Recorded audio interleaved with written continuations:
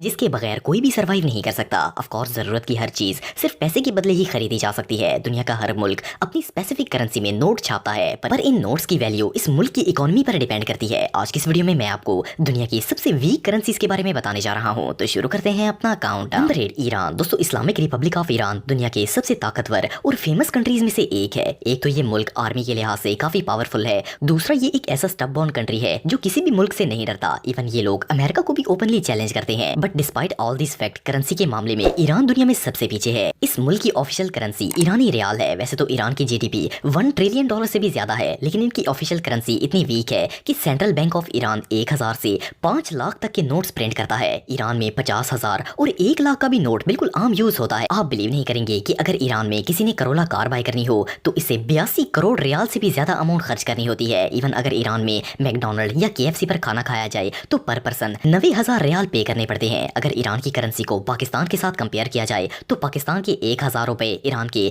2,66,000 रियाल बनते हैं। ये रियली अनबिलीवेबल है। Number 7 Vietnam. दोस्तों, रिपब्लिक ऑफ वियतनाम एक एशियन कंट्री है जो कि साउथ ईस्ट एशिया में वाक़या है। इस मुल्क की आबादी 9 करोड़ 70 लाख से ज्यादा है। वियतनाम खास तौर पर अपने यूनिक गोल्डन हैंड ब्रिज के लिए बहुत मशहूर है। दुनिया भर से लाखों लोग इस अमेजिंग स्ट्रक्चर को देखने के लिए आते हैं। वैसे तो वियतनाम कुदरती लिहाज से बहुत खूबसूरत मुल्क है, लेकिन अनफॉर्चुनेटली इस मुल्क की इकोनॉमी काफी डाउन है। वियतनाम की ऑफिशियल करेंसी वियतनामीज डोंग है। नेशनल बैंक ऑफ वियतनाम ने डोंग करेंसी को 1978 में प्रिंट करना शुरू किया था, पर ग्लोबल मार्केट में इस करेंसी की कोई वैल्यू नहीं है, इसीलिए ये बहुत ही वीक है। वियतनाम में 100 से लेकर 5 लाख तक के नोट्स इस्तेमाल होते हैं। बिलीव करना मुश्किल है, लेकिन अगर आपको वियतनाम में एक मोटरसाइकिल भी खरीदनी हो तो आपको कम से कम 1 करोड़ 60 लाख डोंग्स की जरूरत होती है। अगर पाकिस्तानी रुपीस के साथ इसे कंपेयर किया जाए तो पाकिस्तानी 1000 रुपए वियतनाम के 1,45,000 डोंग के बराबर होते हैं। अगर इस एतबार से देखा जाए तो एक फकीर भी वहां जाकर करोड़पति बन सकता है। Number 6 Indonesia. दोस्तों, इंडोनेशिया एक एशियन कंट्री है जो कि इंडियन और पैसिफिक ओशन के दरमियान में वाक़या है। इंडोनेशिया को दुनिया की सबसे खूबसूरत ममालिक की लिस्ट में शामिल किया गया है। अगर आप ट्रैवल ब्लॉग्स देखते हैं तो आपने बाली का नाम जरूर सुना होगा। बाली इंडोनेशिया में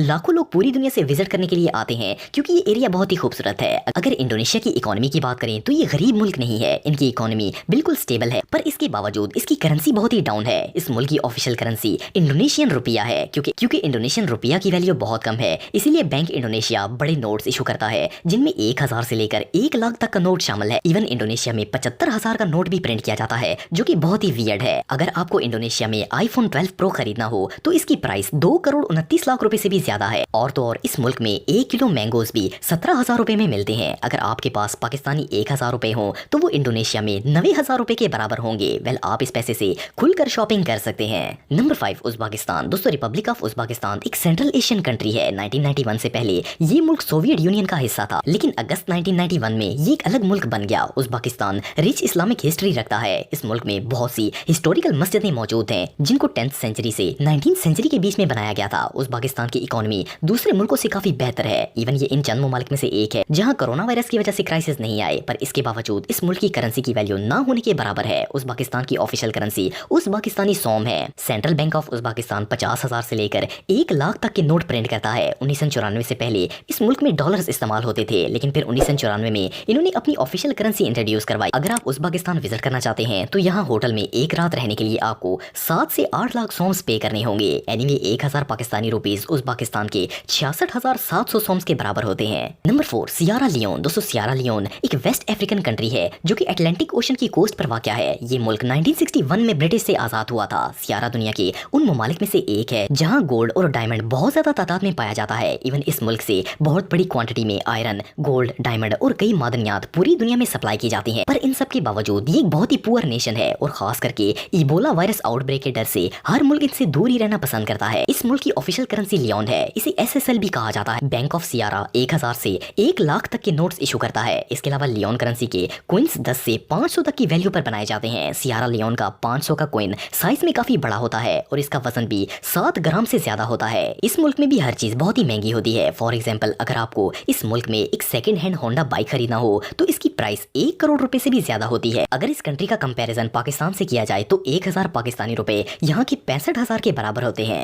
नंबर 3 गिनी। दोस्तों, गिनी एक वेस्ट अफ्रीकन कंट्री है जो कि अटलांटिक ओशन की वेस्ट कोस्ट पर वाक़या है। गिनी एक छोटा सा मुल्क है जिसकी आबादी 12 मिलियन पर मुश्तमिल है। इस मुल्क में यूरेनियम, गोल्ड और डायमंड का कुदरती जखीरा मौजूद है, लेकिन अनफॉर्चुनेटली इतने रिच नेचुरल रिसोर्सेज होने के बावजूद यहाँ के लोग गुर्बत की जिंदगी बसर कर रहे हैं। इसकी मेन रीजन कॉरप्शन, करप्ट पॉलिटिशियंस हैं। एनीवे रिपब्लिक ऑफ गिनी की ऑफिशियल करेंसी फ्रैंक है। सेंट्रल बैंक ऑफ गिनी 100 से 20,000 तक के नोट्स इशू करता है। इसके अलावा इस करेंसी में 1 से लेकर 50 फ्रैंक तक के कॉइन्स बनाए जाते हैं। गिनी के अंदर एक नॉर्मल कार की प्राइस भी 50 करोड़ रुपए से ज्यादा होती है। आप बिलीव नहीं करेंगे कि इवन गिनी में एक आटे की बोरी भी 1 लाख से महंगी होती है। इस कंट्री के लोकल लोगों को तो इस तरह की चीजें खरीदने की आदत होती है, लेकिन अगर कोई आम शख्स वहाँ चीजों की इतनी प्राइस सुनेगा तो इसकी हालत खराब हो जाएगी। गिनी फ्रैंक को अगर पाकिस्तानी रुपीस के साथ कंपेयर किया जाए तो 1000 पाकिस्तानी रुपए गिनी के 64,000 फ्रैंक बनते हैं। Number 2 Laos. दोस्तों लाओस एक छोटा सा मुल्क है जो कि साउथ ईस्ट एशिया में मौजूद है। इस मुल्क की आबादी तकरीबन 70 लाख लोगों पर मुश्तमिल है। लाओस साउथ ईस्ट एशिया का वाहिद ऐसा मुल्क है जो कि लैंड लॉक्ड है। इट मींस ये किसी भी तरफ से समुद्र से अटैच नहीं होता। लाओस दुनिया के सबसे पुअर कंट्रीज में से एक है। रिसर्चर्स के मुताबिक इस मुल्क में 58% लोग मजदूरी करते हैं जबकि 9% लोग अनएम्प्लॉयड हैं। इट मींस इस कंट्री की इकोनॉमी बेहतर होने के दूर दूर तक कोई चांस नहीं है, इसलिए इनकी करेंसी सेल्फ डिवैल्यूड है। लाओस की ऑफिशियल करेंसी किप है। बैंक ऑफ लाओ 500 से लेकर 1 लाख तक के नोट प्रिंट करता है। इस कंट्री ने अपनी करेंसी 1995 में इस्तेमाल करना शुरू की थी और अपने मुल्क की फाइनेंशियल कंडीशंस को देखते हुए इसकी गवर्नमेंट ने खुद इंटरनेशनल मार्केट में इसका एक्सचेंज रेट लो रखा था और आज भी ये करेंसी बहुत ही वीक है। फॉर एग्जांपल अगर पाकिस्तानी रुपीस में देखा जाए तो 1000 रुपए लाओस के 60,000 किप बनते हैं। नंबर 1 पैराग्वाय। दोस्तों पैराग्वाय एक साउथ अमेरिकन कंट्री है जो कि अर्जेंटीना और ब्राजील के करीब वाक़या है। 1990 से पहले इस मुल्क की इकोनॉमी बिल्कुल स्टेबल थी, लेकिन फिर 1990 के बाद इस कंट्री पर क्राइसिस आना शुरू हो गए। इसकी मेन रीजन करप्शन, अनएम्प्लॉयड और लो एजुकेशन थी। इस मुल्क की आबादी 73 लाख लोगों पर मुश्तमिल है। ये भी एक लैंड लॉक्ड कंट्री है जो कि समुद्र से काफी दूर है। पैराग्वाय साउथ अमेरिका का दूसरा सबसे गरीब मुल्क है। पैराग्वाय की नेशनल करेंसी गुआरनी है। इस मुल्क का सेंट्रल बैंक 2000 से 1 लाख तक के नोट्स को इशू करता है और आप बिलीव नहीं करेंगे कि इस करेंसी में 50 से लेकर 1000 तक के कॉइन्स मौजूद हैं। इट मींस के इस मुल्क में 500 और 1000 का भी सिक्का इस्तेमाल होता है। इससे आप इसकी करेंसी वैल्यू का अंदाजा लगा सकते हैं। एनीवे पाकिस्तान के 1000 रुपए पैराग्वाय में 41,900 की वैल्यू रखते